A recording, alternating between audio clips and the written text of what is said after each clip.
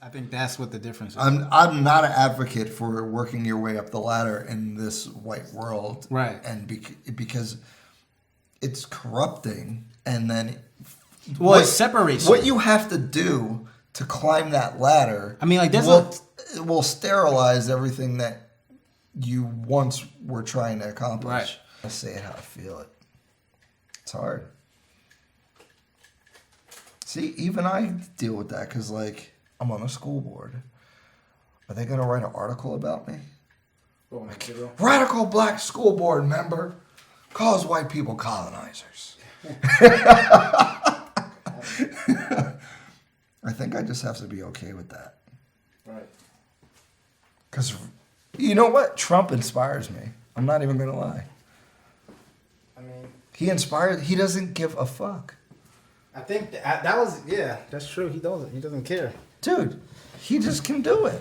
Why? Because he's confident and powerful about it. But is that because he's white though? Like, if a black dude did that, no, there would be. But they would try to bring you down. But guess what? If you just don't give a fuck and they don't have any power over you, what are they gonna do? Kill you.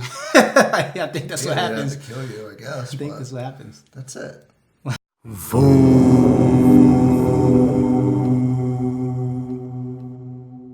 Ryan Fagan is a mogul in the making. As a real estate investor, broker, and agent, he has been sharing his knowledge of home ownership and the concept of ownership for the past few years. After creating his own content and using social media to market himself, he realized how powerful it could be. Then he started a media company to help build brands by using content creation and digital marketing strategies. With his mindset always on how he can build, he began a podcast called Ryan Got the Bread, where it's all about home ownership, community building, community ownership, responsibility, and he speaks to a lot of professionals from a lot of different industries. Ryan Fagan is also my business partner. The media company that does digital strategies and content creation is called FI Media, which means Fagan Ingram Media. Now, me and Ryan's conversations always go long. Most of the time, they only end because the camera stopped recording. Battery, man. I think we're about to wrap up, man. Yeah, whatever. So here we are with the Voodoo Man series. Today we're talking to Ryan Fagan. He's a man of many hats. He's a real estate broker, help you find a house. He's a real estate investor. He flips houses. He also does media with me. We have a media company where we create content for small businesses. So he does a whole lot of stuff. He's all over the place all the time. It's hard to catch up with him. It's too much. So let's talk about some of your ideas about black home ownership. Like, I know that's something that, if you go to his YouTube channel, which is Fagan Carnation Realtors. Yes. If you go to his YouTube channel, he's constantly talking about, why ownership is important.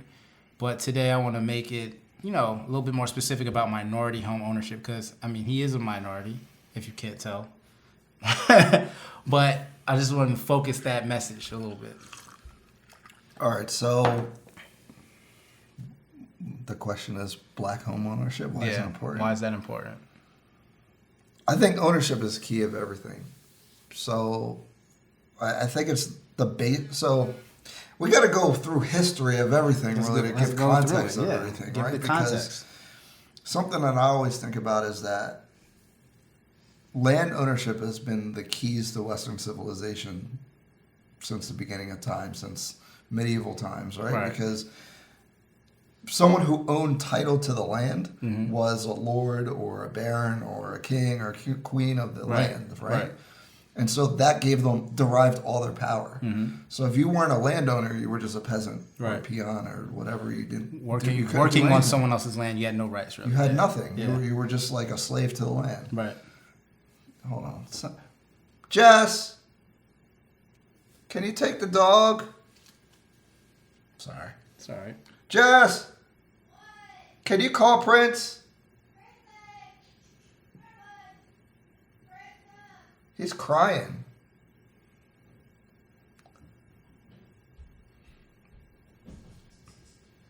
Prince, look at Blue's there. Oh, is Blue blocking him? Uh-oh. Oh, that's what it was. Come on, buddy.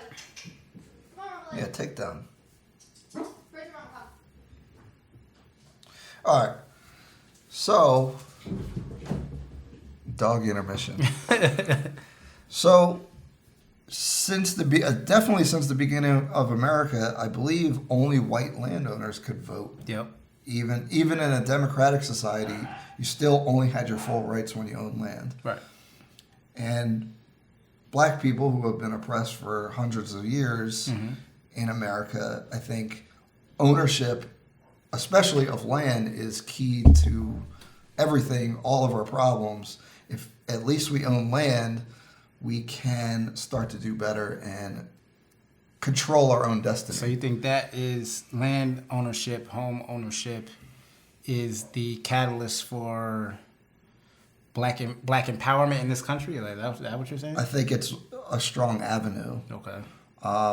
Let's talk about why do you think that we don't own, like, I mean. Well, I mean, so look, the thing with me is like, there's two different things. As an individual, there's one way of thinking, and then there's a macro way of thinking as far as systemic racism and history and stuff. And so I try to split those two things because as an individual, it doesn't really help you to complain or be concerned with the system that the system is the system. You can fight to change it, but you still have to work within the system that exists, right?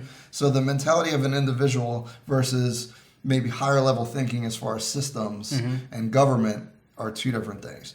So, which I think is important. I want to interject because I think a lot of people get that confused when you talk about race problems, because there's a lot of, and I guess it's really specifically successful black people will be like, look, you can't pay attention to that. Like you have to block that out. And it's true as an individual. Like if you, as an individual on success, like you can't make excuses, and not excuses. You can't look at the roadblocks. You have to get over them. You have to use that system that's against you to your advantage. You have to figure it out, find out how it works, and then use it.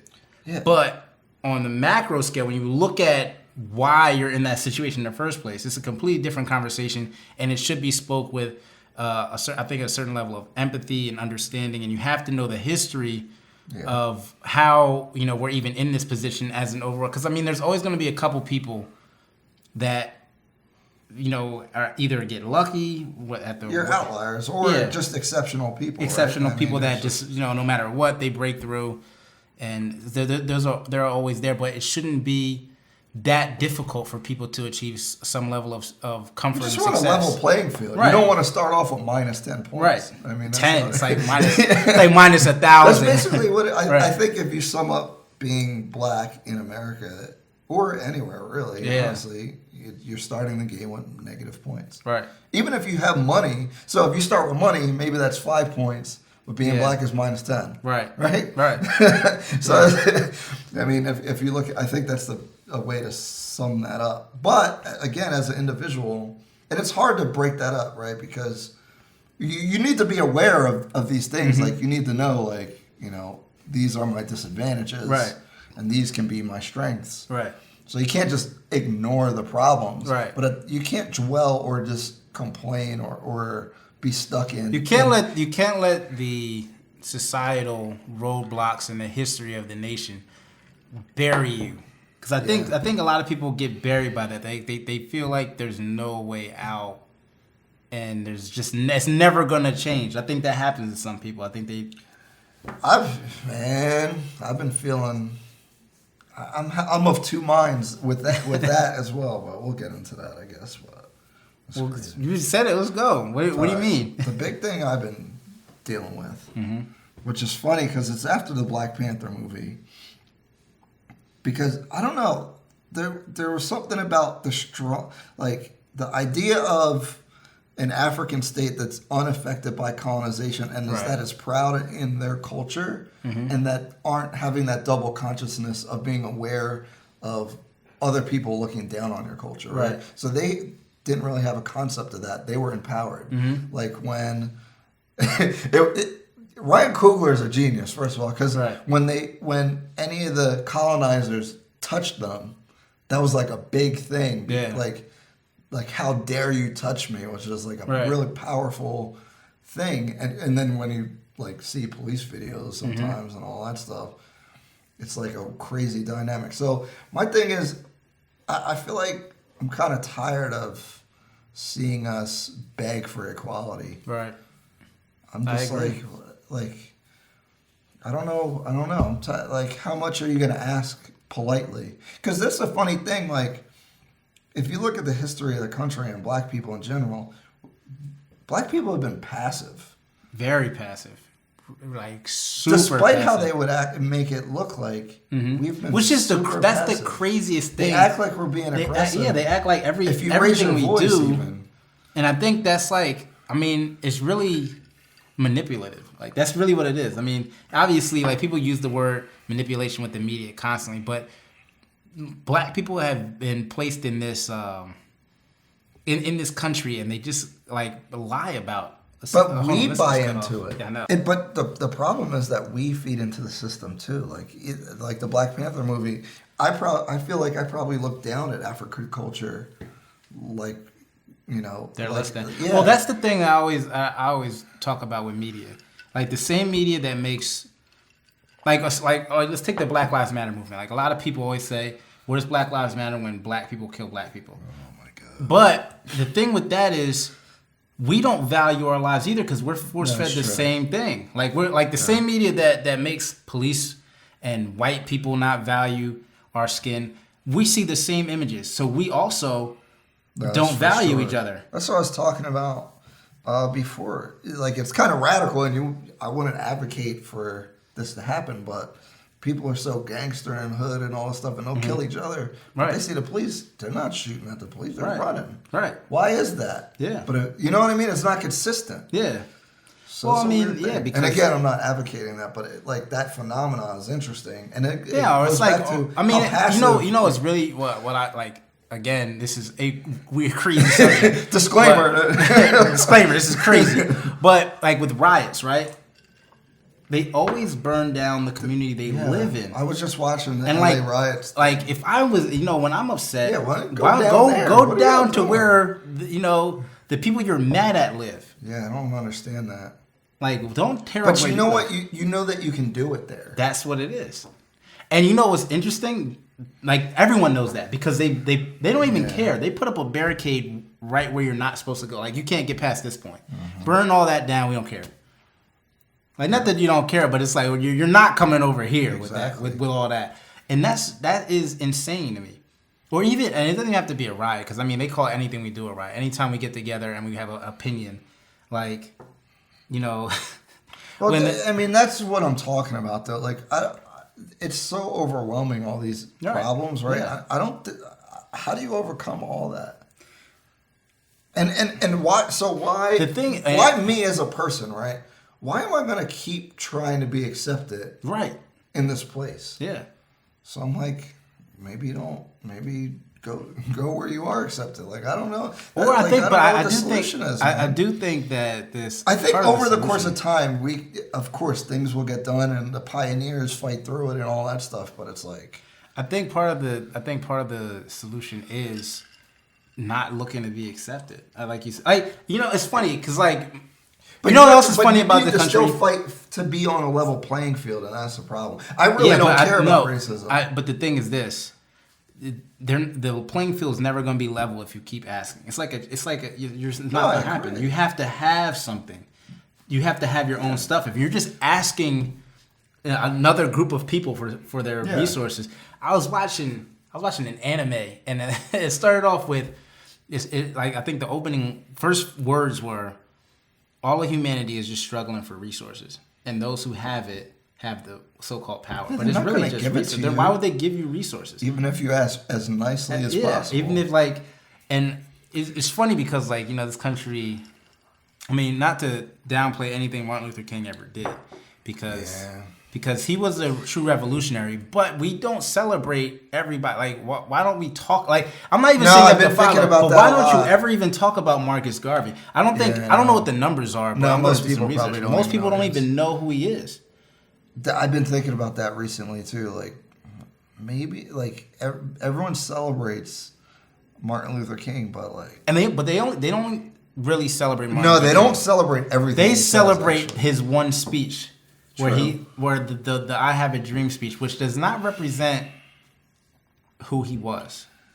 Yeah, man. Because if that was the case, he wouldn't have been assassinated. But I'm just people saying- forget. Yeah. People forget like he was killed by the people that now celebrate him, and they tell you this story of him that's not true.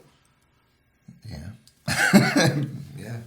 I mean, But I think even without going to another country, like even without going to a well, that's different why place, I'm divided, right? Because my passion and what I'm most adamant about is building business within not our own community. I mean, I guess our own community, however you want to say it, but like ownership. right? Own your own businesses, own your own stuff, and this way. And that's what I'm saying. But empowered. even within this country, I think slavery.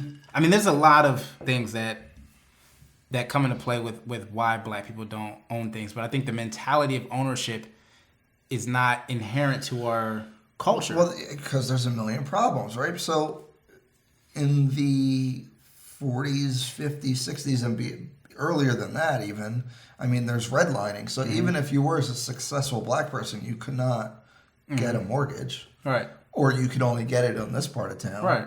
Right? So there's all this systemic stuff.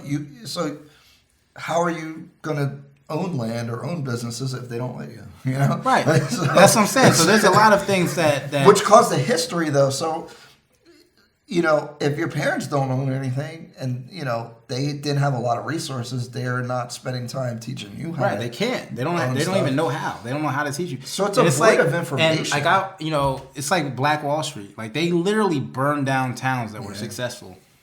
Like it's crazy. Like they would if you started building your own community. But I think that now we're at a time where it's necessary. We need to stop asking so much of the other I'm tired of groups. asking, man. You just got to do your own thing, man. I think we have to do. I think we need to collectively come together and do our own thing. Correct. And stop, because you can't come to the table with nothing. I'm not saying to totally segregate or anything. It's not necessarily like that, segregation, you but need it's to focus about on owning and building up I mean, generational wealth. every other community does that. Like they will, hire people from their own family. Well, that's a natural thing. Like it's like so it's we not always have tribalism. But why? But it's a issue when black people do it. Like I think and black people, But black that's people because themselves, we care that it's an issue, though. You know what I mean?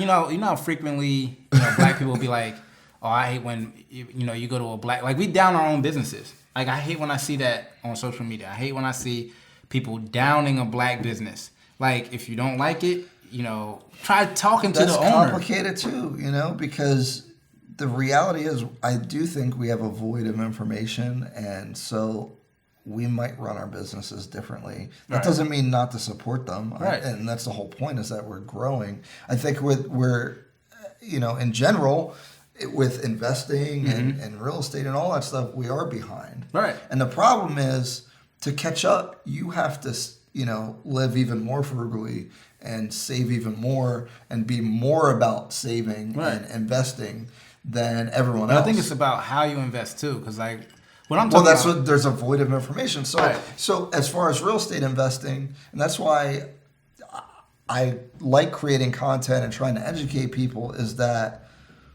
you don't think you can do it until you see people do it, or you have someone that you feel comfortable talking to. So I'm not huge at networking with people I don't know. I wouldn't really reach out to some random person and say, hey, can I talk to you about XYZ? But if you have a cousin or someone in the neighborhood or something like that to talk to, and then they you learn. And I think that's our problem too, is a lot of our networks aren't that valuable as far as people who've gone to certain businesses or have this skill set really lack those things. And then the other interesting thing is when someone does do that, they get overwhelmed.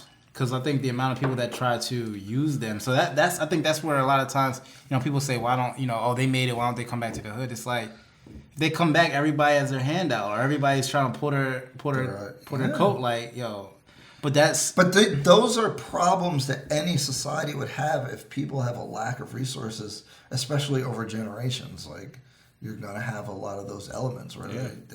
they feel that way, and then they're gonna want you to give them money and all that stuff. Yeah, but I mean, I think what I think is we have a responsibility collectively to uplift black businesses. I think it's happening.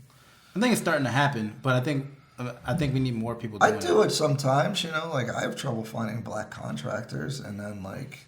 I mean, it's difficult to find. Like, I mean, that's part of the thing. Like, Because I remember in some Facebook groups and stuff you've seen, like I'm asking for Right. mortgage professionals, insurance people, right, but they're just crickets. they're not there. Where are they? I'm actively looking. I have business that I can refer you to, and no one. Where are they? Like I have to seek them out, and then it's hard. Like you still got to be And competitive. the other right, and you have to be, and that's the thing. Like. And that's one of the things I always talk about. Like it is true that if you run a business, you have to be competitive with every other business. But I also think that if you go to a black business or a minority-owned business that isn't up to par, instead of just downing them and giving them talk to them. Yeah, don't just give them one Like, star. yeah, just don't give them 1 star and tell everybody not to go there. Like, I mean, like you got to treat that like it's your family. Like, if I had like a cousin or a brother that had a store and it just wasn't, I'm not going to just down them. I'm going to pull them to the side like, yo, listen, you need to do this better to compete with, like, you got to compete. Yeah. This isn't up to par. And then, like, you give them some time to fix it. If they don't fix it, then, but at least you got to do that for your own community. We have to have that mindset of togetherness. I mean, because that's the only way we're all going to leveling the playing field isn't going to happen from someone pulling us up. It's not going to happen. Never. We have to build up our side of the land. Like, that's the only way it's going to happen. And there's a million problems: the lack of information, education, and then the lack of resources. Like, there's. But a even with problems. that, like even with the lack of resources for education, part of that comes from, again, not owning those lands. Well, yeah. So as far as the systemic side, but I'm just saying, like, I don't know any rich people to invest in my business. Right. You know what I mean? So the way that we have to do it is we have to collectively get people together and be on the same page, and that's difficult. Getting any humans together to do anything is actually very difficult. So, especially when it comes to money, and if you don't have a lot of money, you have more fear, so you don't risk and invest. That's another problem. Yeah, that's true. All right, so talk about your experience with the school board. Yeah, so it was important for me to get involved politically, at least a little bit, because I've been interested in politics and running for office and things like that. And it's interesting with the school board because I think our representation in juries, school board, politics, business is critical. Right. And not just representation, but actually being able to stand up and have your own power and support. So it's funny because my mom told me this story about my sister before, where she went to school, she got her hair done, and it was like $200 or something, right? It just costs a lot of money. And if her hair gets wet, it'll be ruined the day after. And she went to gym class, and it was raining outside, and they decided to go outside anyway. And my sister wanted to wear something to cover her head. Right. And they said, that's against school policy. And she got in trouble, suspended, detention or something for it. And my mom was furious. And my mom's white, but, and I just think that's an interesting thing because I don't think that teacher understood the culture behind that and why that was a big deal for her to wear that on her head. She just thinks that she's, being disobedient or whatever. But the fact is, I'm not getting my $200 hair messed up. Right. So I think that our representation is important, and I hope to inspire other people to, get, you can win. I mean, no one's running for. I ran unopposed, so I was the only person that was going to win for my seat, right?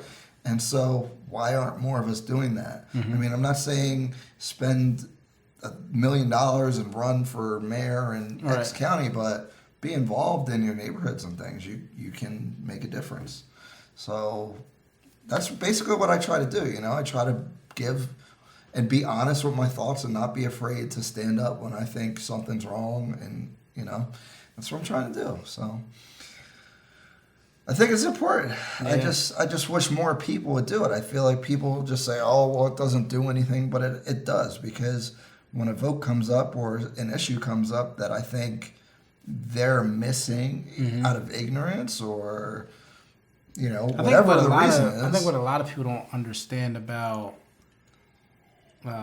representation is that a lot of people just are unaware of, like you said, of other cultures. Like they just don't, like, I'm not familiar with, the practices of, say, a Asian wedding. Like I don't know what they are. It's not that I don't like them. And so if they put you in charge of making the rules, right? for Yeah. it, like you wouldn't be able to do it. Yeah, I wouldn't right? be able to do that. So I mean, you have so many people that are in charge of, or that are running a place where our culture comes into play, but we have no representation.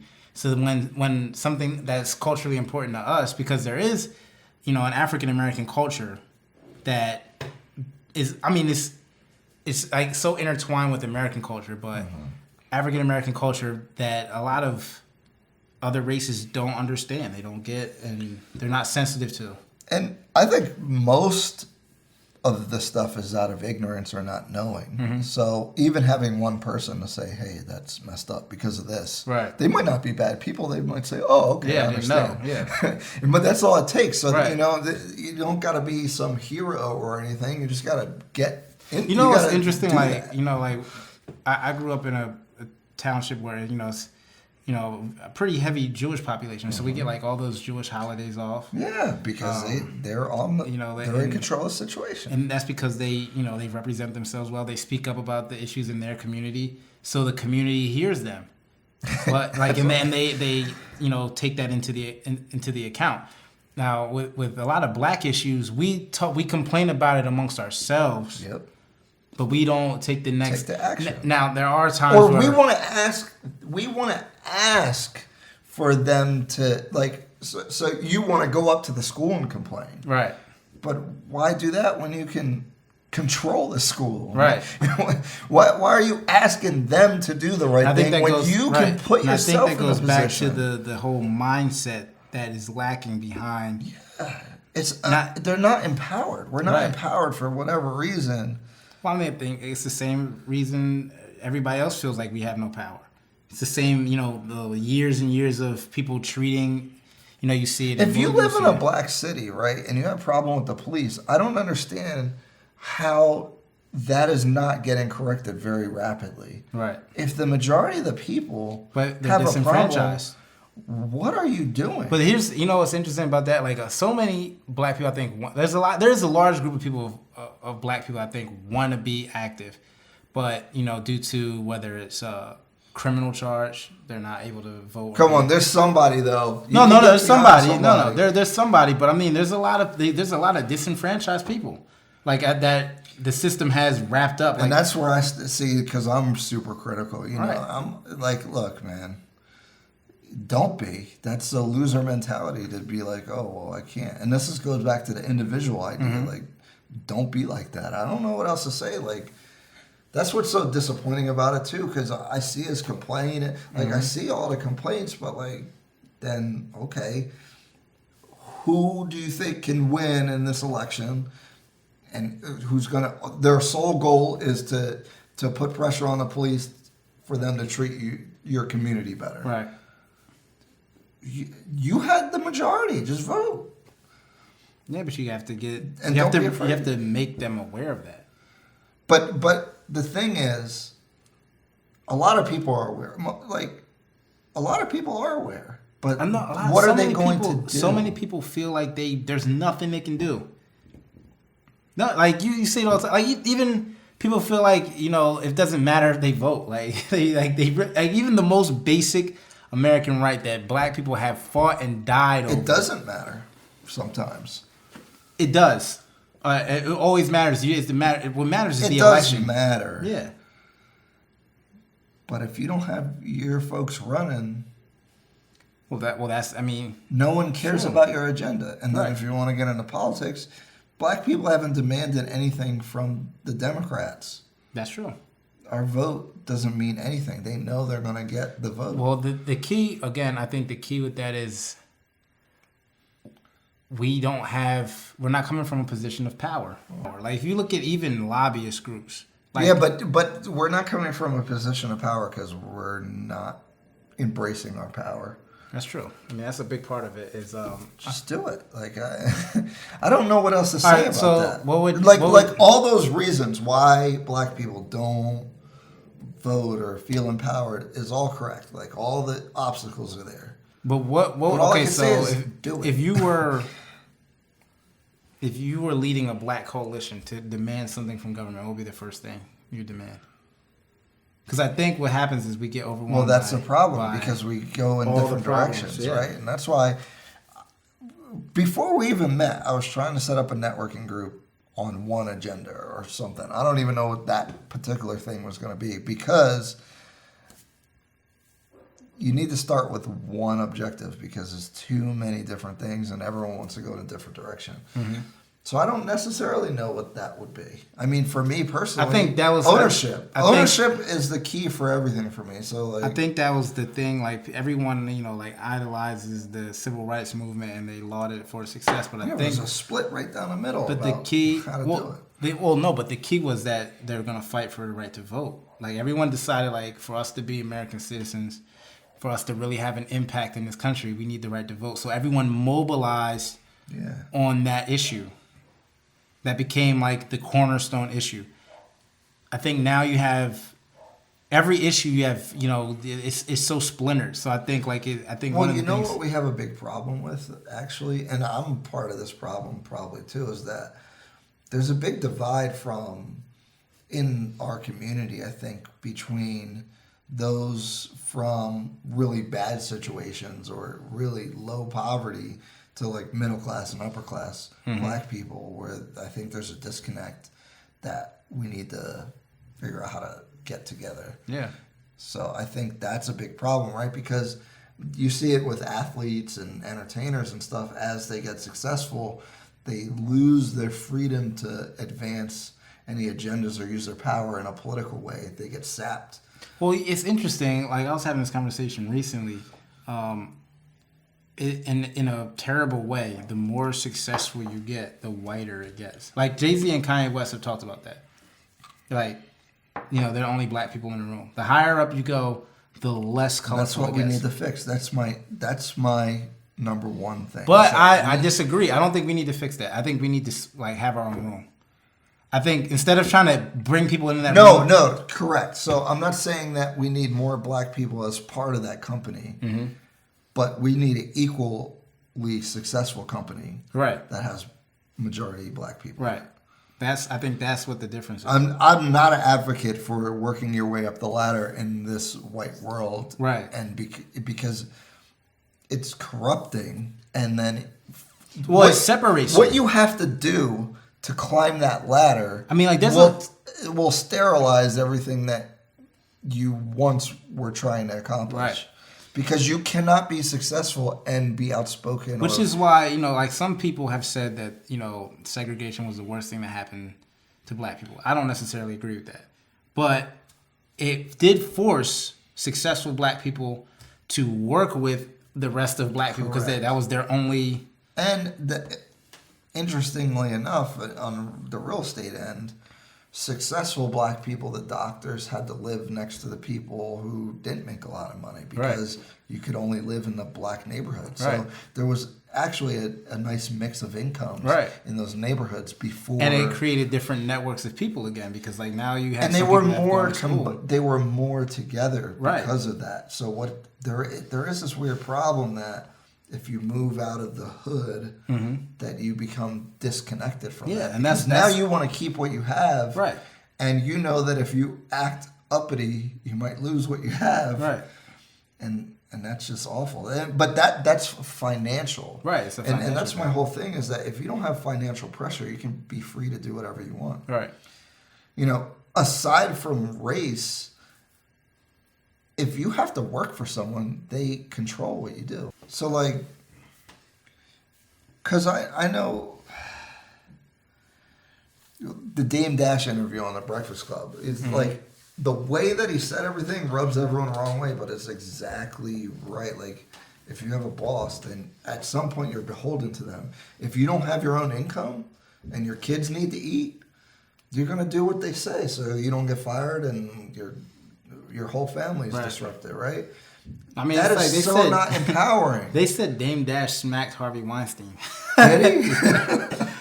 Like that was the rumor. So like, But that's the kind of not saying you got to smack people. I'm not. Yeah. But that's the kind of freedom you need to be able to have. Like, if someone just because and Harvey Weinstein was supposed to be funding their movie. Because look, here's the thing, right? Like, I was at this company, right? But I have my real estate investments, so I can I'm not gonna ball out on the money that I make, right? But I could live for quite a long time before I need to start working again or have any income. So when I'm at work, I have more freedom than everyone else, and I would be so frustrated with everyone else because I feel like we weren't being treated fairly. They told us one thing, and then we weren't getting paid the way that we thought we were going to get paid, and all this stuff, right? And my head's gonna freaking explode because I'm like, yo, let's go talk to the vice president of the company and explain what the problem is, Right. because they don't care, right? But everyone around me is shaking in their boots like, oh, I gotta keep my job. Right. So they're not saying anything because and what's their alternative? And now that I think about it, I understand their position. They have kids. They like their lifestyle. They're able to have fun on the weekend. Right. They don't want to. If they get jerked around at work, they don't want to rock the boat. Oh well, and so any human being in that situation, I can't understand it. It's so hard, and how can you feel like that every day? That's why I can't work for anybody.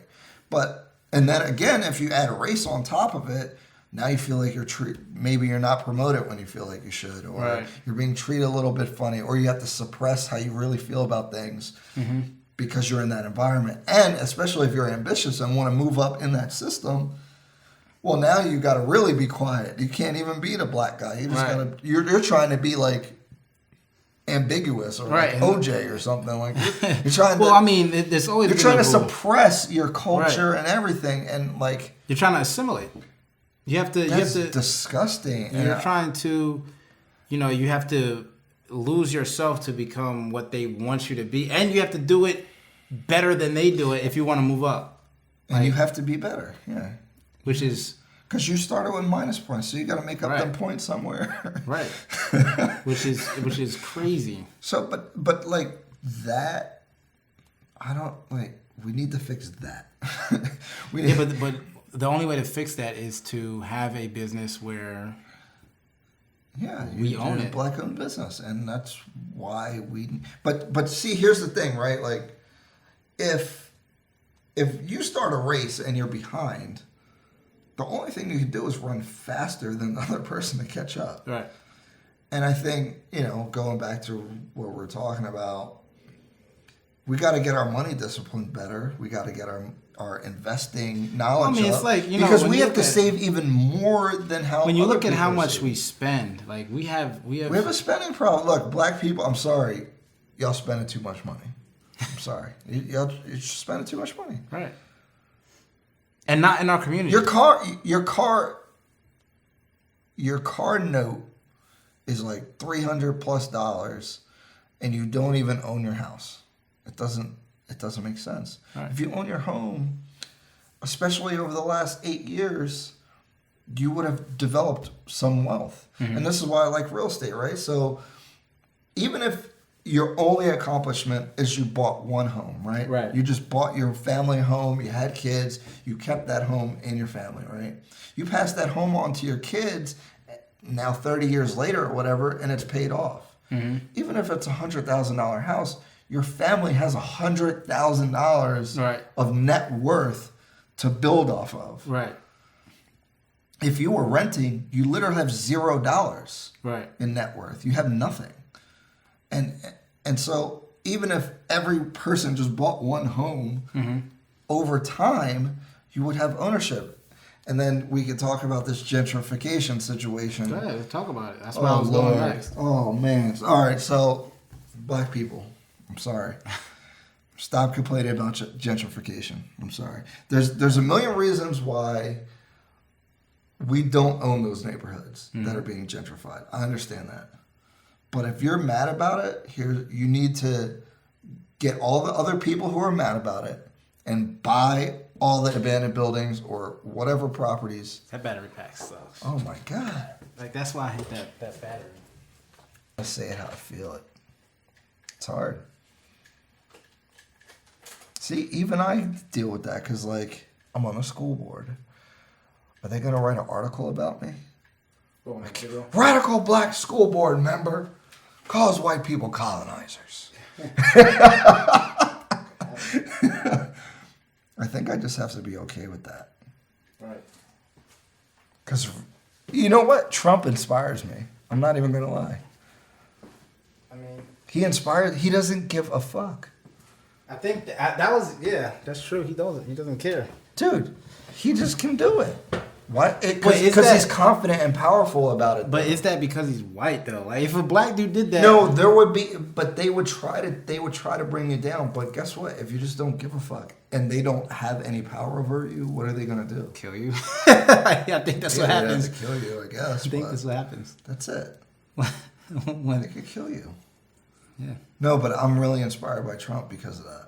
Don't just take that clip by itself, though. 'Cause That's that's the I'm trailer. inspired by Trump.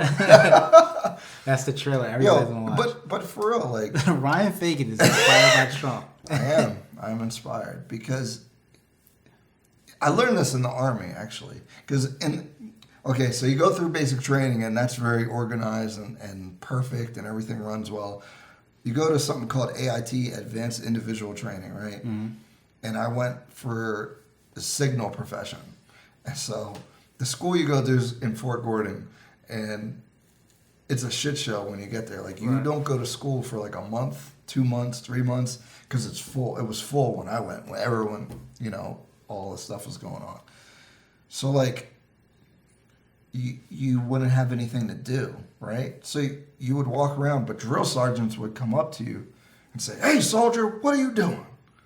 Because you might be somewhere you're not supposed to be, right? Right. If you gave him a very confident answer, no matter what it was, he would just leave you alone. Right. You'd be like, "Oh, I have an appointment." Okay, carry on. Right. That's what Trump does, man. In a different way. He just attacks confidently with no regard for anything. Truth or anything. It doesn't matter. It doesn't matter. If you say something confidently, people will believe it. People no will matter believe what. it. And That is especially because, like, he repeats himself and he uses base language. It works. Smart people don't like him, but Yeah, because they see through it. yeah, But smart people are a minority. they are. The masses go with it. Right. Who cares? It's true. That's why Paul Ryan stepped down, I guess. All right, let's talk about this gentrification, man, because I'm on a crusade against us complaining about it. Because here's what you do. You get everyone that's mad, whoever's mad about them trying to buy grandma's house, go and buy grandma's house and buy every other house in the neighborhood that you can. Get $20 from every person, whatever it is. Buy the property. And then when they come to you, you tell them they need to bring a big bag to buy the property or you're not going to sell it. That's how you fix gentrification. But as you said earlier, it's hard to organize people. It's hard. Especially. Okay, but then you can't complain though. If you're Especially- mad and you take no action to correct what you're mad about, then you need to shut up. I mean, I hear you, but that's just not how people work. People just Well, don't want but to. then but quite honestly, you don't have an argument if you're just going to sit and complain and not do anything about it. I don't want to hear it, and no one else. From a wants real to hear estate it. perspective, how do you look at, like, the projects?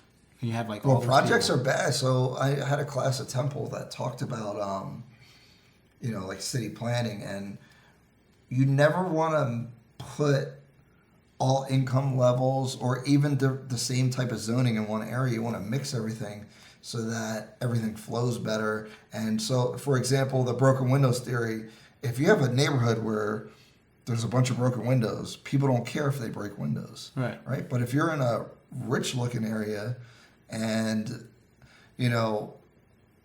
everything's perfect, you won't litter. Have you ever seen someone. If you see trash on the ground, you're more likely to litter. Right.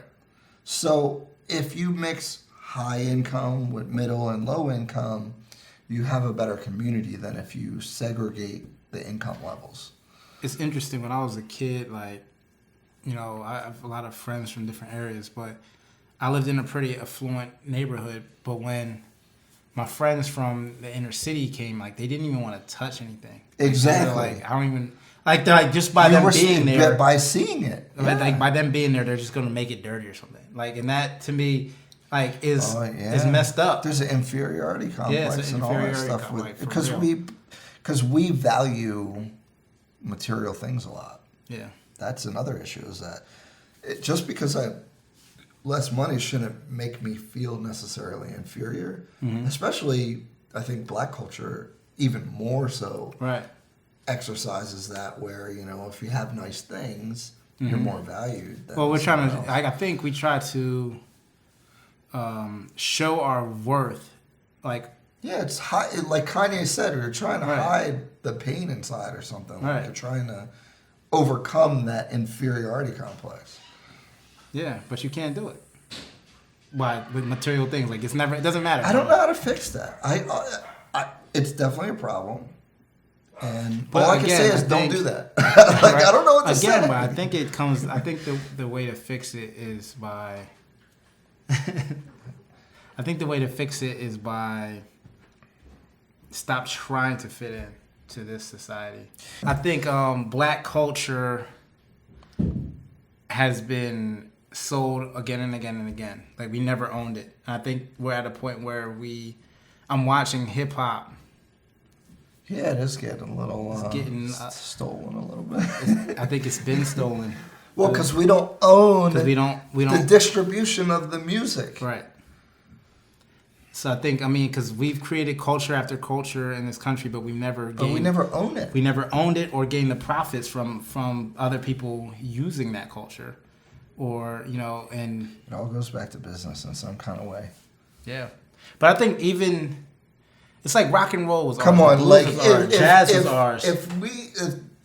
If we had black people owning the major labels, right, things would be a lot different. Yeah. That's what I'm saying. That's true. If we owned it, like, and the radio stations, and the some. I'm not saying you're gonna own them all. But the thing is, I'm talking about our mind. Like, when jazz started, it was all black. Like, if you look at now, it's like a white genre. Yeah. Like, when you think of jazz, you don't think of black artists. Mm-hmm. Like, you don't think of a black. More important than the artist, you don't think of a black audience. Like, a jazz audience is white. Now, you think of rock and roll, you don't think black. Correct. You think white. Like, how much longer? Because we started both of those genres of music. How much longer before you think like R&B is becoming hip hop is? How long? And the question, I guess, is, how do you own a culture in a place where you're a minority? And you own the distribution of. That's how you make money off of it. No, but if you control, you have some say in what is put out. You know, it's like this. It's like using Black Panther again. Everybody knows this is Wakanda forever. Mm-hmm. Like, everybody there, if you do that, they know what the sign is. Black people have again and again created their own language, but it gets co-opted and into, like, so how do we say, like, because I think that's a big. Yes, but I think it's okay if it gets co-opted if you're getting the benefit of it being co-opted. You think so? Yeah, because we don't they'll come up with something new, right?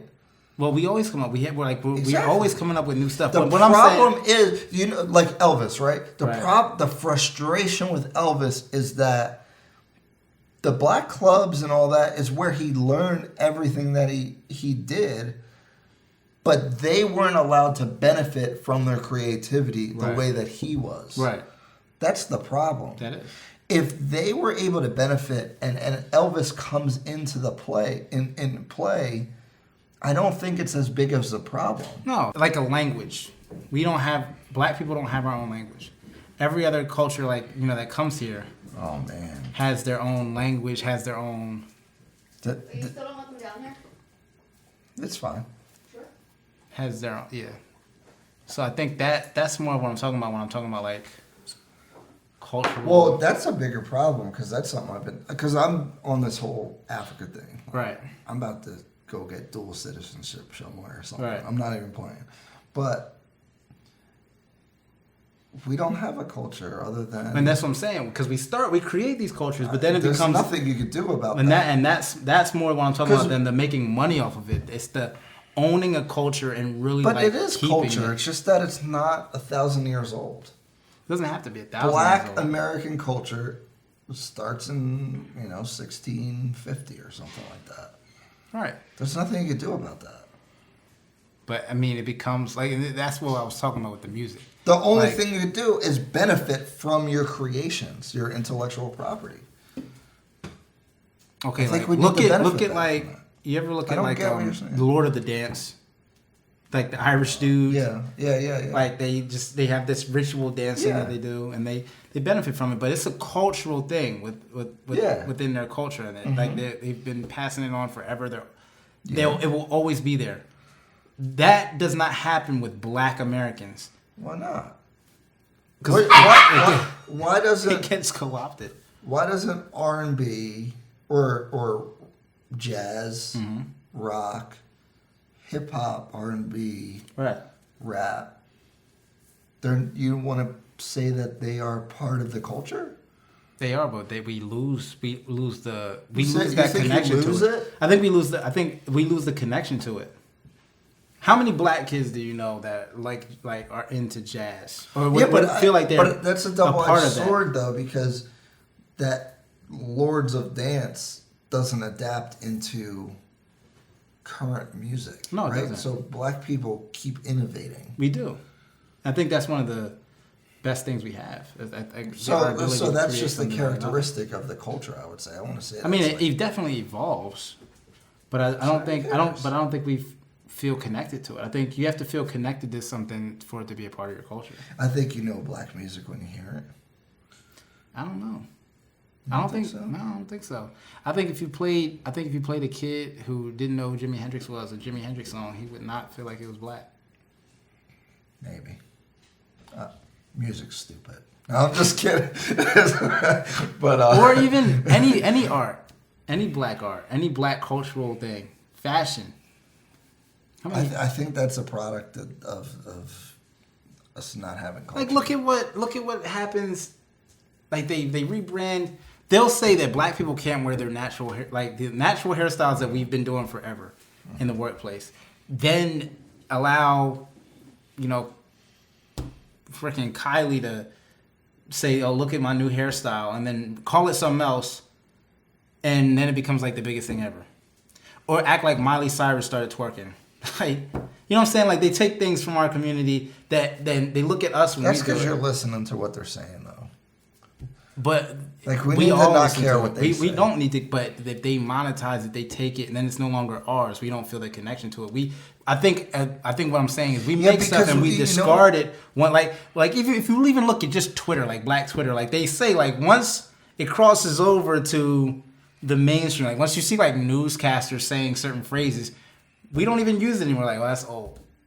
Like that's become part of Black culture is discarding things once it becomes mainstream, and I don't think you can sustain that. Like we have to own some culture. This is why,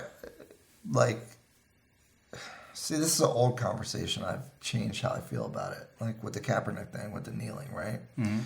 Because when you kneel for the flag, saying that it's not standing for the ideals, you're asking them to make America stand for what it means, right? And I think we do this weird thing where and I don't know if it's right or wrong at this point. Before, I used to feel like we should not disenfranchise ourselves from America when we own this country as much as they fucking do. Right.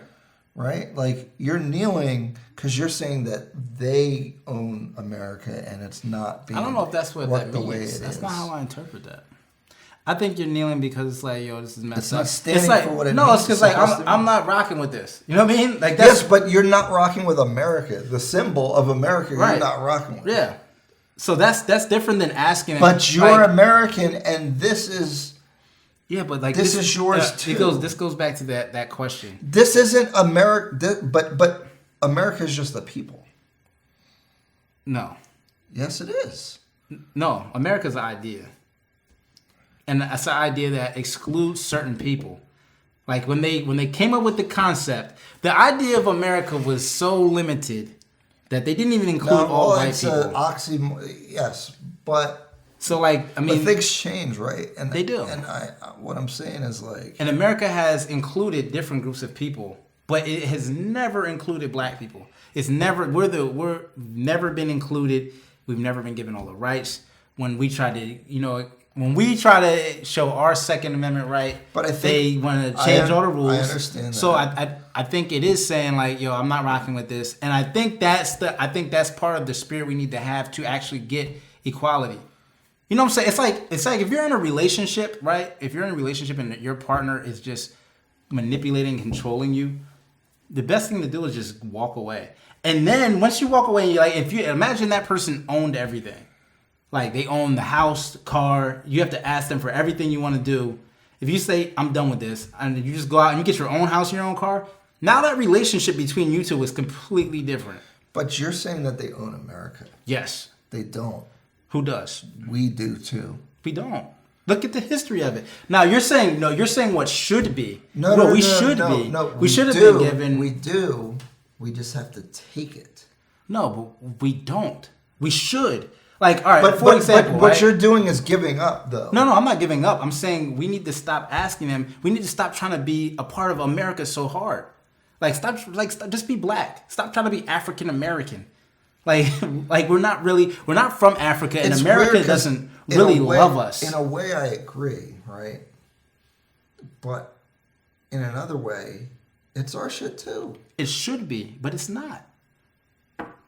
It's only not because we don't take it. No, it's only not because we don't have the resources to take it. We have the resources. Well, we're beginning to get them, but No, my we point have is the resources. No, we're beginning to stockpile. We may have them, but we haven't. have the But resources. the thing We is, can we're take not. it. We can't take it until we have more resources. We need to we need more resources, or we need to unify the resources that we have. It's one or the other. But even if you're talking about taking it, But this is why this is crazy, because I'm on some stuff where I'm like, well, y'all can have it. I'm going over here. That's what I'm saying. I'm a paradox right now because that's what I can't figure out what I want to do, quite honestly, because a strong part of me wants to just be like, why don't I just go where but I don't know what'll happen. That's why I'm visiting Africa first in Ghana, because I don't know what it'll feel like, because we have no culture, right? So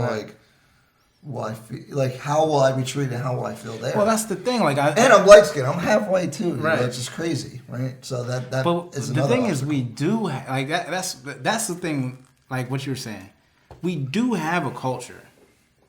Black American culture is a culture. Black American culture not only is we're a our culture, own tribe or whatever. Black you wanna American call it. culture not only has a culture, but it's the most popular culture like worldwide.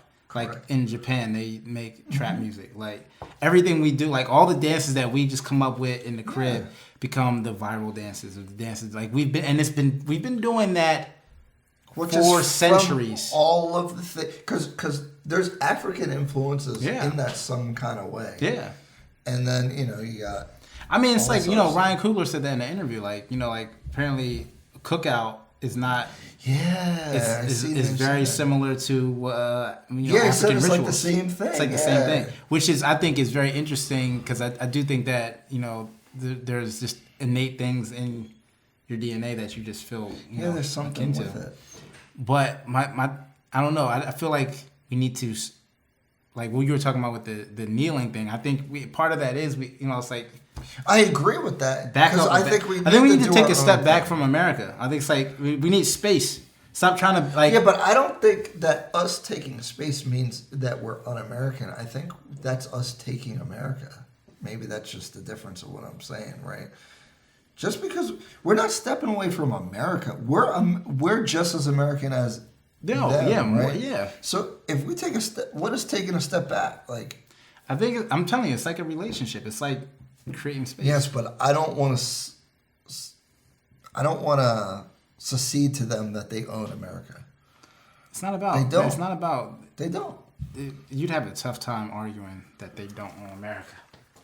That'd be a tough argument to say that. No, now you're talking. If you're talking about what's right, like No, I'm not. things, I'm not. One of the being things that bothers idealistic. one of the I'm things saying that bothers me. We have just as much power as them in a way. Where If we harness it, we do. I think we have as much spending power, but we have a lot of catching up to do in Spending terms power? of political access, Yeah, educational but they're access. apathetic. And we're apathetic. That's the problem. If we were not apathetic, we would steamroll. I mean, I think there's potential to do that, but I don't know if that's the key. To just like completely try to take over American culture. I think And I'm not saying win within their spaces. That's what I'm saying. that's what it sounds develop our own spaces. that's different though. No, but I'm not equating private and government together, right? I think you're not going to win in corporate American spaces ever. Right. You're never. That's what I'm saying. You're never ever Because they ever, have ever that gonna on do lock. that. Yes, but as far as government control, we can do a lot better. Yeah, we could. Which would make a massive difference. Sure. I mean, I agree with that. I mean, there's ways to do Like it. with But the I police, think with- because Kaepernick's thing mostly had to deal with the police, right? Right. Police brutality.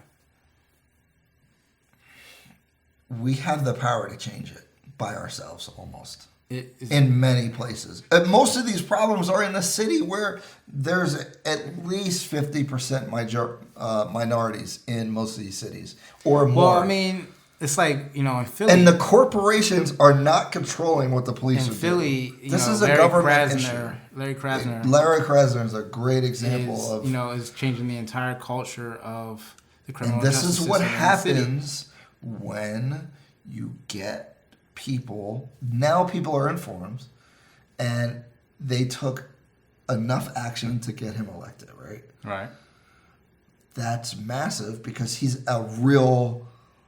actually really trying to change this. Yeah. He wasn't running on like some soft, Right. No, he's let me really- pander to you, but then really he's not really do about the anything. change. So you could do that in every city in America. I mean, you could. It's just difficult. You can find a DA.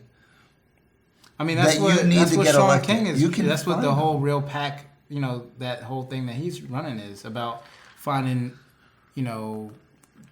like actual political people to back. I think because we have this disenfranchised thing, but we never really try to. We never just go hard and say we're just going to take it. Well, I think because We never feel that way. of We never feel ownership. But if you I maybe I feel empowered because of my little school board thing. But you can win. You could win, but you got to remember, a lot of people don't even have time. No. That's an awful excuse. It's true. No, everyone has time. They do have time to take an action, but I'm talking about to be a part of the school board or to run. Everyone has time. You think so? Yes. I mean, I feel like I'm maxed out, but quite honestly, with telling you, our if you business, went- if you real went- estate, and all that, if yes. I needed to do, I could do it. but again, that's because you're not working for somebody. Even if you're working for someone, you can find the time to do it. I'm sorry, there's enough. You time. should find the time. But I'm telling you now. I'm speaking from what people say. That's what they would tell you. Yeah, but what people say is garbage. People make excuses. So you think it's an excuse? You don't think that's valid? You don't think there's any You validity had the to time. it? Dude, I don't know. It's hard because I think I could do anything. And I think other people can do anything if they actually want to do it. I think the problem is people don't really want to do it. Well, I think that in some kind of way they're okay with it. I think they say you make time for what's important. Yes. But maybe what the problem is they don't think they don't value it because they don't know to value who's in office. You know what? Because people fixate on presidential elections, but Right. Larry Because it's Krasner's visible. just the DA. Well, or it's the always been prosecutor. about local elections because you'll feel that impact immediately. And that's where you can make the biggest impact, especially in your cities where it's strong Right. minorities. Yeah. So, what are y'all doing? What are y'all doing? I'm sorry, because I have a big problem with people that complain and do nothing to change it. If you're not going to do anything, then just shut up. Sorry. There you go. Thanks, pretty good. I don't know what else. Anything else you want to talk about? I don't know. I want to talk more real estate. Functionally? I don't know. I think you should just do it on your channel. I don't know. Yeah. You know, if you want to give a sample or something. No, I don't know. What else do we want to talk about? I'm big on this African stuff right now. I don't know. Oh, we have a lot. I mean, it's a ton, so you Yeah, it's a definitely lot don't of need stuff. any more. I don't know if you want to talk about anything, though. I'm trying to, get people to talk in their realm of expertise, and I think yours is like Was it enough? ownership. I think you talked about that. I a didn't lot. feel like I didn't talk about it enough, because that's my... I think maybe you should go over. No, I mean we talked about gentrification a little bit. A little bit. We talked about generational wealth for a minute. Yeah, you mentioned that.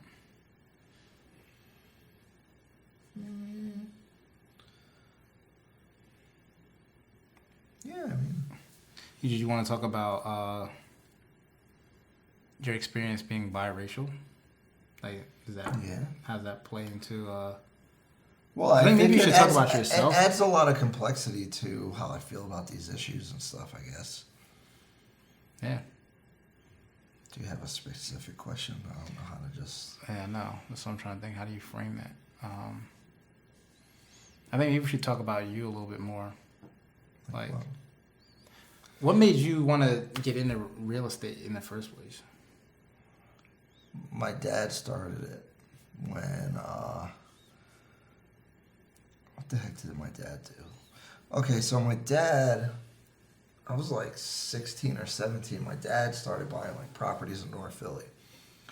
And I guess he talked to me one day about it and was like, look, you buy a house, they rent it out for $600 a month, and they pay you every month. What's not to like about that? Like, you don't have to work. Like, you just Right. get $600 a month. Mm-hmm. That seems like a really good thing, right? Because you're free to do other things while you're making money. You go to sleep and money's racking up. And that bug was just in my ear, I guess, like forever. So when I joined the military, my plan was to work a job, take the money from the job, buy properties, rent them out. Once I made what my income was from the job, I'd quit. Then I'd still make the same amount of money, Right. but I would, be able to do whatever I wanted to do, and then you just keep rolling that. And then plus, that money, I mean, you have 10 houses, you give to your kids, Right. then they don't have to work. And they can go on offense. Like, if your time is free, you can go on offense. Like, you can learn new things. You can go for your passions, and you're not tied to like a grind. Who wants to work for, dude, I don't understand. Who wants to work for 50 years, 40 years, and have to listen to what someone else tells you to do, and they're an idiot? Yeah. Dude, I can't do that. So that's what got me started. My path didn't really go that way because I have so much trouble working for other people, which is weird because I was in the Army for 4 years. I know, that's crazy. That's probably your bosses but- are probably like. but I he's knew- in the army. What's wrong with it? Yeah, because I knew what I was trying to do. Like, so Right. I planned far ahead. That's another thing. Maybe people don't think about their life and how they want it. I think so You many know people what? are stuck in survival. Just surviving, just day to day. Yeah, they don't go on offense. I think people don't sit and talk to themselves in their head and say, "Here's what I want to." I mean, I think they think what they want to do. People have desires. They have ideas of what they want to be, but they don't ever plan to to make those desires come to fruition. Because when I get to that, then I say, "What do I need to do?" And I just. Well, I don't think most people even get there. I don't think most people even think about what they need to do. I think there's the majority of people think this is where I want to be, and that's it. Then there's another percentage of people that say this is what I need to do. They look at it and say, I'm not doing that. I feel like people feel like they can't do stuff. Yeah. You can do anything. You can run for school board. You can flip houses. You can own houses. You don't have to be a genius. You don't have to be exceptional at all. But I think there's some kind of thing where they just, I don't know if it's their parents or people around them who just make those ideas seem far-fetched and they just don't go after them. I really don't know because I think it's my parents, and it's a gift and a curse, made me feel like I can do literally anything. Like with the media stuff, when we started, I didn't know anything about it. I didn't even know how to edit a video. Yeah, I told you to pick it up though. Because I spend time educating myself. Yeah. Like I watch but that's videos, the thing, because tutorials. it's about believing in your ability to learn. I think a lot of people just don't think they can. They think it's some kind of It's hard for me to understand because I think maybe I can just pick stuff up. But I feel like other people can too. But a thief thinks everyone steals, so I don't know if everyone can. Yeah. But because one of my core beliefs is that we are infinitely exceptional at something. Right. Every person. Like you might not be freaking smart and know how to do math, but you might be. I don't know. You might be able to play basketball. You could see angles and move your body in different ways. I understand why we want to ball out because, especially if you never had anything and you get a little bit of money, it's not hard to buy a Mercedes if you have a job. Right. But then that's all you can afford. Right. The way I look at it is you're stealing from your kids and stuff in the future, though. I really believe that. And maybe that's a unique thing. Like I care about life beyond my life. And so I guess that's why I like Jay-Z 444 because he talks about that. Like he's excited to leave artwork to his kids, right? I'm excited to leave real estate to my kids at some point, right? And so it's just a change in thinking. But I think we're getting there. I think that's changing a lot lately. The conversations and the dialogue within the culture is getting a lot better. As far as business, those are things that we're talking about. What's funny? I was listening to. I saw that when David Letterman interviewed Jay-Z, and he played a clip of H to the Izzo. I think the reason Jay-Z is the GOAT to me of rappers is because in top hits, he sprinkles in the ownership, ideas of ownership, and the ideas. And I think when he did that, it influenced, say, LeBron. LeBron grew up on Jay-Z. LeBron's the best. And, now he has this whole idea of community ownership and uplifting your community and how to spend wealth. And when he does it, the next generation of, like his kids. Not even just his kids, but say Ben Simmons or, the guys that looked up. And it's cool. The thing is, it becomes cool. Right. That becomes the cool thing to do is to build generational wealth and not instead of just even 21 Savage just said he's not buying no more change. He's going to invest his money. It's crazy. Which is, I was like, what? Yeah, or you want to expect, and he's but young, but that's how that happens because that becomes cool when the guys at the top start to that people actually really respect. Yeah, people respect. It's when they say that's cool. And I think that's one of the big cultural shifts that could have. Now, on top of building your own generational wealth, we have to then spread it and unify our community to really have power. I think it's happening. It is. It's funny because I feel the most discouraged I've ever felt at the same time as feeling encouraged about that. What discourages you? It might be the social media effect, man. Like, I see, the people, like, Black lives really don't matter. They don't. Yeah. Every day, I say that to myself in my head when I watch this stuff.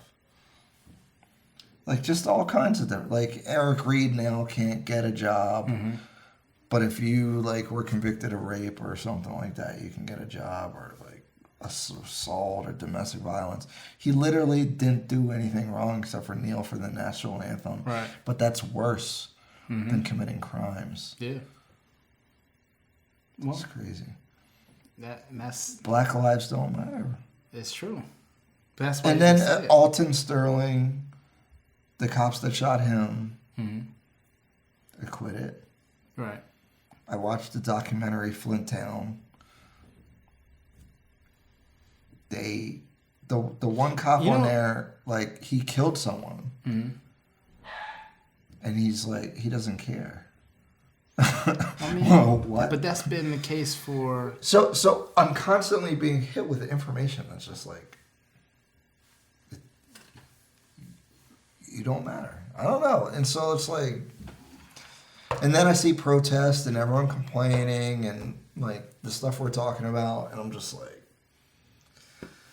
I mean, well, that's what, kind of spurred this whole thing I'm doing, is because I think, one, as an artist, I think it's an artist's job to reflect the times, and I don't necessarily I do see some art that does that, but I don't see enough art that is dedicated specifically to this feeling. I mean, because I think a lot of people feel that way. I think a lot of people will look at this and they're like, yo, like, it feels like nothing we do.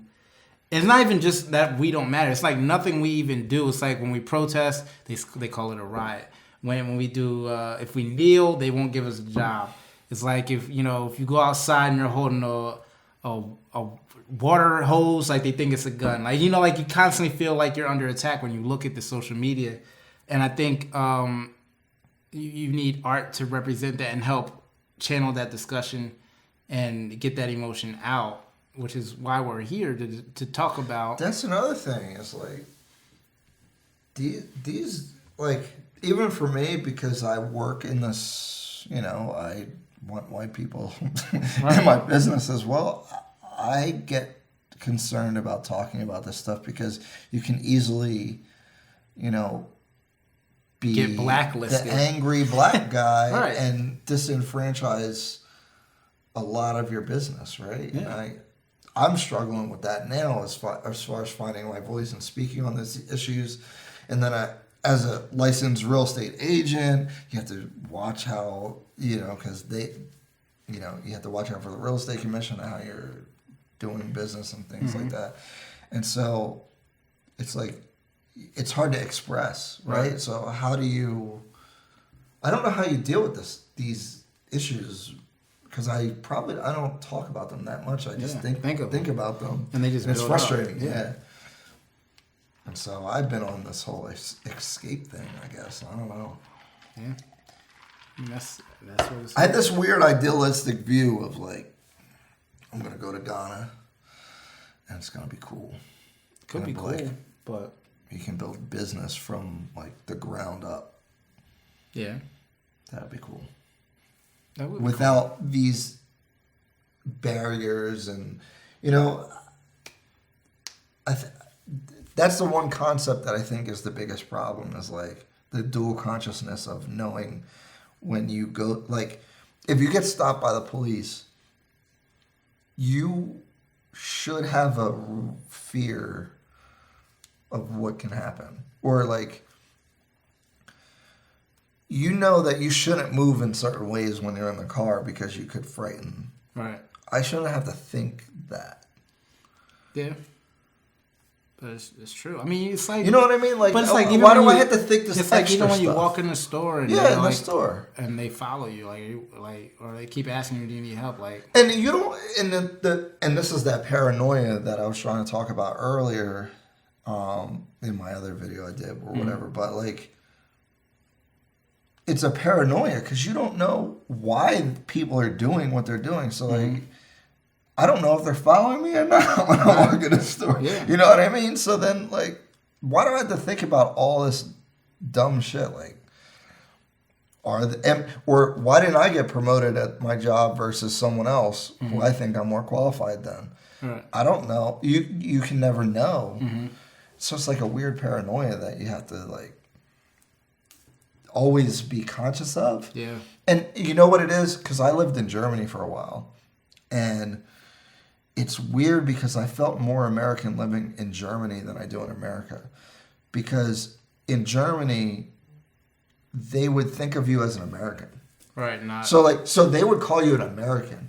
Not necessarily black. Yeah. So it's really crazy about that. Like, and you would, and it's actually a positive. Right. That's what happened with World War II. That's why a lot of them guys wanted to stay. Yeah, and that's kind of what, And the musicians wanted to stay in France and Yeah. all that stuff because that's a real thing. Like, and that kind of led to even the civil rights movement because they went over there and felt a little bit freer, and they came back home like, this is crazy. This is like the whole feeling of it is crazy. Like if you've never experienced, like, you don't know any. You don't know any better. And this was a long time ago. And I think I realized that because I went back to Philadelphia when I got out of the Army, and Philly's super segregated, and it's just like, I was walking with my girl who's white, and she was getting called nigger lover and all this crazy stuff. I was like, dude, what? You know what I mean? This was like recently coming back, so like, who wants to deal with that? Right. Why am I like going above and beyond?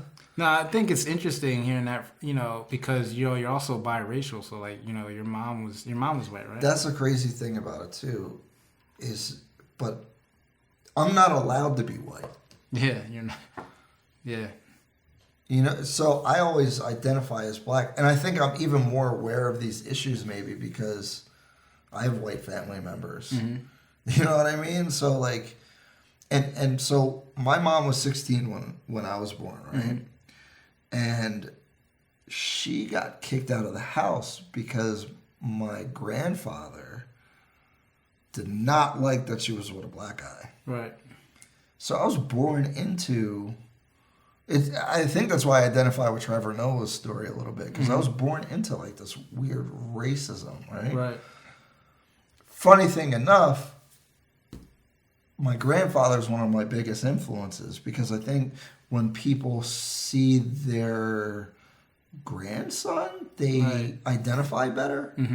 Because there's this dehumanization with black people, but when it's your own blood, I guess you. Well, I always like as a side note, like I know a lot of black people get upset with the LGBT community for like kind of advancing past like their issues became. Yeah, I hate when black people. But the thing about that is, there's gay people in everyone's family. Then they say, "Oh, so well, then it's I love like, my cousin." So it's like that like there's not black people there's not in black everyone's people in your family because that that when you see someone and you love based on that relationship, it changes that perception of, because really it's like you said, it's a dehumanization. Like there's all these, and again, the images that they show of black people are so negative that it affects not only white people but black people. Go ahead.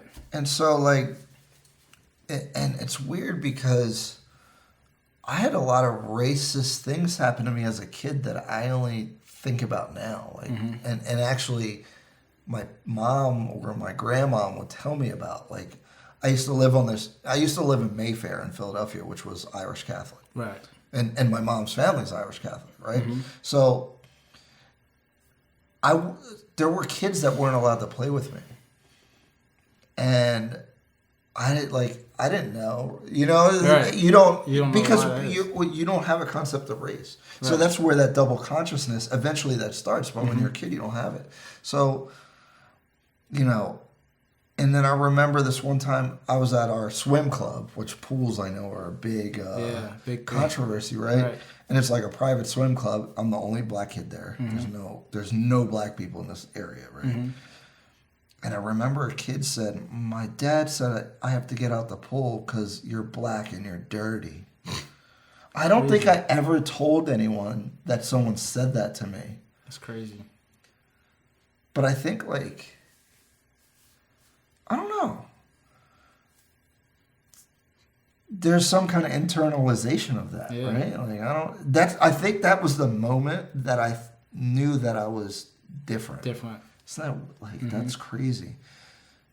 And so that's why I always feel black, and maybe the white people in my family don't understand that because, or black people might not understand why I would feel black, right? Because, well, you're half white, but I live in existence of a black person, basically. Your existence is a black. Your experience is a black experience.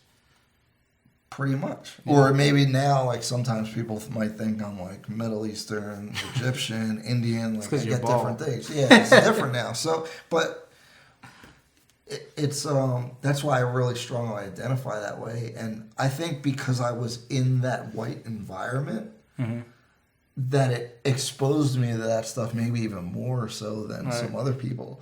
I think it's interesting because black people that live, in the hood, like they're dealing with all this systemic oppression, but they don't necessarily know because that's their only experience until they go somewhere else. That's funny in Philly because they buy in because that's how you have that inferiority. I remember my grandmom said, because my grandfather was a police officer, white guy. Right. He was like, with that move situation and all, I mean, he didn't bomb the house, but he was like out to calls on that. And he remembers like going to a house and the lady was like, "Can you let me in my house?" A black lady. And she thought he had the keys to all the homes in Philadelphia because he's a white man police officer. Like, so, like, you get conditioned that white people have this omnipotent power or something, And I think when you grow up in a black community, because a lot of black people from Philly, it's weird, like, they don't even go out of their community, though. Yeah, you don't go out. And then, like, I remember this guy, I think Jess was telling me the story, like, there's a black guy she knew would hang out with a lot of white people, but he's from, like, North Philly or something, I don't know, black community. And they would say nigga. Right. And he wouldn't have a problem with that. And I think it's, like, a weird thing where, like, I don't know how to explain it. Like, there was some kind of disconnect with. He's not educated on race either because he's in a segregated environment, so he doesn't really get it. Right. You know what I mean? Like, I don't think he understood like the dynamic of that because he's not around white people. I think. Something. Yeah. I don't think that's explaining it good. But I think you know how you grew up in a majority seems like white community. Like I kind of did that too. Like my school was mostly white. A lot of the kids I played. I mean, it was a mix. Well, let me say, my parents did something amazing. Is that they moved away from that environment for me in first grade to go to a very diverse area, West Hampton, and later Burlington, where it's like very mixed, right? So then when I went to school, it was very. You still have like at the lunch table you have a lot of black people, but I had a multicultural like group of friends, and it wasn't all white school for sure. But I guess so. I didn't grow up in that. I didn't grow up in a segregated neighborhood, but I had experiences. Right, with but that that's the key though. Is like having those experiences because you get to see. I think part of the thing is like.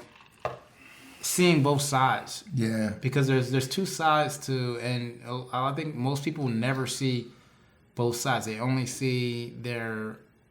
People don't move out of their areas. Yeah, they stay with their own group, and I think that changes your perspective, or you don't have any perspective. You only have the one viewpoint of it. So I mean, like it limits what your it limits what your experience is like. Say if you're white, you don't understand black experience at all because you've never been there. You can't fit, and it's going to be a lot harder for you because they don't have a double consciousness. Because Right. black people inherently understand what white people are thinking at all times because we are trained. Well, we have to because we are we trained work in, to be aware. Eventually, of how you they're get behaving. into a white space, and then you learn that You stuff know how to operate in white spaces. Right. White people do not learn how to operate because they don't Right. have to give a fuck about our spaces. You know, it's funny. I tweeted something the other day. I thought it was an interesting concept. I was wondering if white people like cheer for like when white people are successful in black spaces like we do.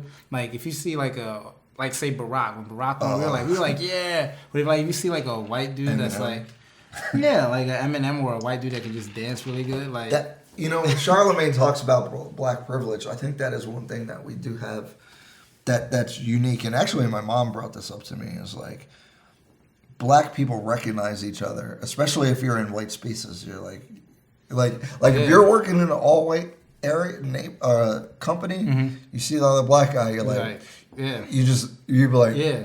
You have to. you don't even need to like know Yeah. them, but like there's a connection, and we have that connection. We just need to build off of that. Like there's something there with that. That is true. It's like I don't know what that is. Even if you're just on a train, like you just be sitting on a train, it's like oh look, there's a black dude. There goes one. Like that's my kind of music. That's why I really like your idea. But I might be in a minority for music listeners. I think so. I mean, I don't think most music listeners want to. Like I like Immortal Technique. Yeah, he has a very small audience. I mean, comparably, if you compare him to Future, like not Future makes fun music, but I mean it's not heavy. Just put it on, don't think about it, vibe to it. Strip club music, very popular. But I think the key is to balance the. I feel like new people that someone's never heard of. I don't think you can do it. Well, maybe you can. I don't know. Well, that's why again I look at Jamiroquai because they started off that way, and then they went backwards because most people start off they got a hit, and it's like oh I'm feeling real. The world is heal the world type of stuff. But I mean Stevie Wonder is another one. He just did anything he wanted to do really once he got control of his career.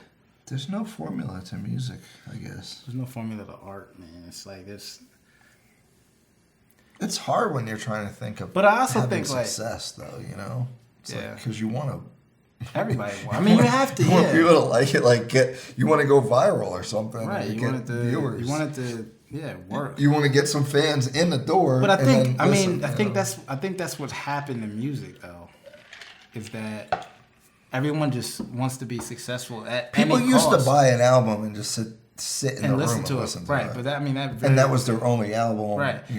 But people don't. Artists don't make art. They just want to be hot, which is different than. Which is why. That's the David Letterman Jay-Z was talking about. Like timeless music. Yeah, they want to be. Well, it's not even. They want. There's so much pressure to get on. Like labels don't feast sign or people. famine with music. Right, but labels don't sign people based on your talent. It's not like they say, "Oh, you're going to be good." It's like, what have you done?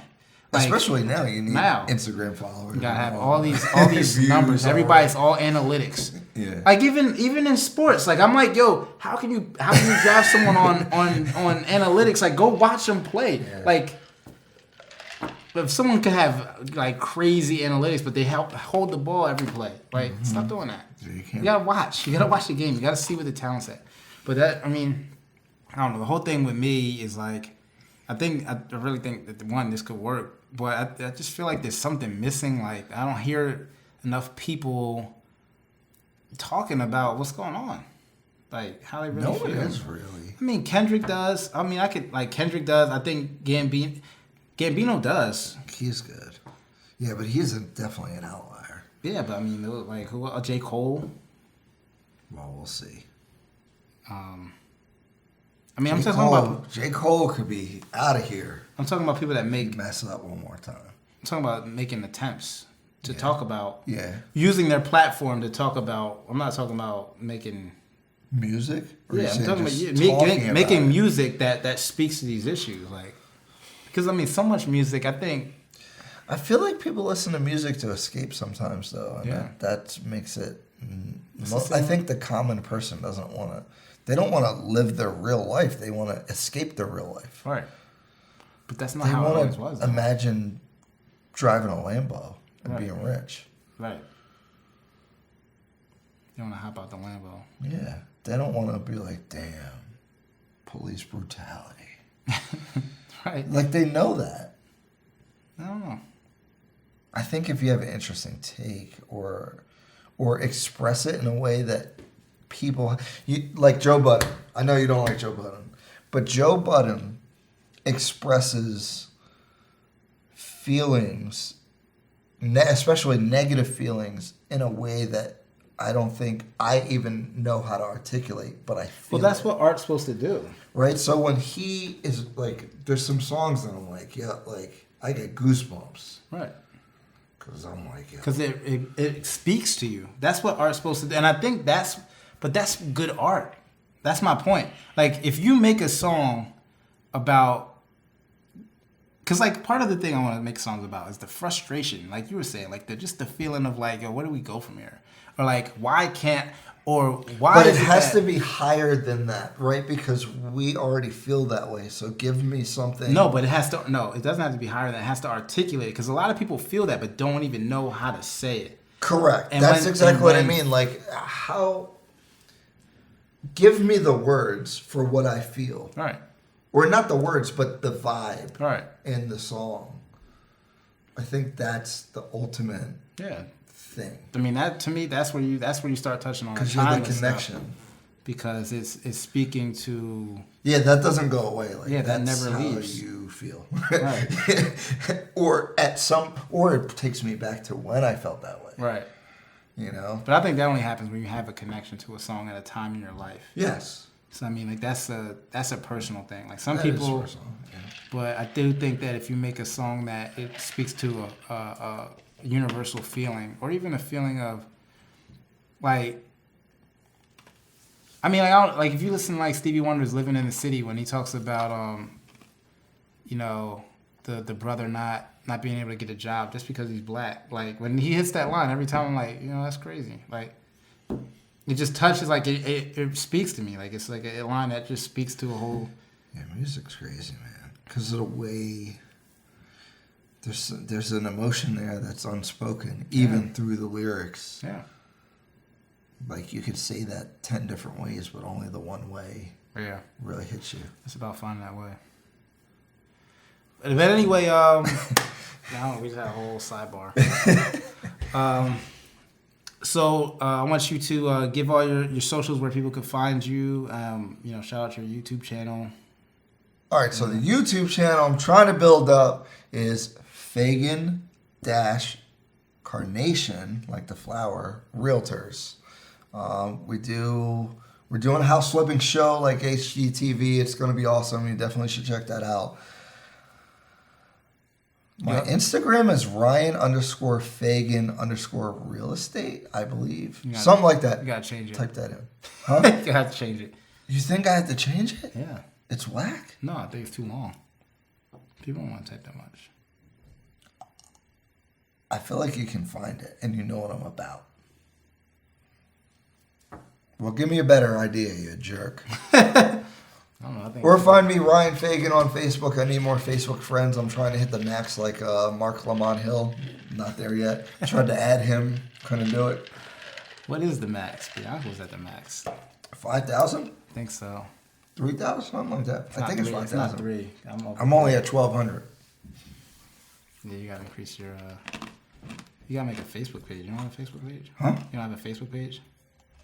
Yeah, Fagan_Carnation Realtors on We're gonna Facebook. have to do this again. I'm just talking all. I did bad? No, I was interrupting. I thought you were going to cut it. All right, here, I'll do it. All right. YouTube is where I'm really trying to focus on, so it's Fagan_Carnation Realtors. You'll learn about house flipping, buying a house, selling a house, all that stuff. Go ahead. Your Instagram is your Instagram, and say it. My Instagram is Ryan _ Fagan _ real estate. He doesn't like it. It's awesome. You know what I'm about. And our Facebook page is Fagan - Carnation Realtors as well. Definitely follow me on all those things. I'm not boring. And What's our stuff? oh, okay. So our business, which we gotta get on that for sure. Which, by the time this comes out, it will be on it. I hope so. Is Fagan Ingram Media and Consulting. I come up with bad names, all right? If No, you have a better it's not name. even that. I'm just laughing because you're like, we gotta get on it. How are you gonna promote it and say, oh, don't? It doesn't sound like you want to follow them. No, you should follow us because, like Kanye West, I'm a genius, and There you go. It's about to pick up, but I'm saying, by the not time, just about to pick up. We can do things better than anybody else can because we are students of what we're trying to do. We're in all these different spaces, which people think is a negative, but it's actually positive because Kyle's in this music industry, right? So he's learning how to navigate that. He has contacts in the industry. I'm in real estate and I'm in marketing. And so I know how to actually drive business to your business, especially if you're in one of these disciplines. So we actually are really good. The only issue is we need to find time to let you guys know that we're the shit. So, all right, we spent so like much Donald time. Trump. Donald Trump's good at that. So I'm inspired by Donald Trump. And The camera hates Donald Trump. Like, no. stop talking about that. No, it's fine. You don't need all that.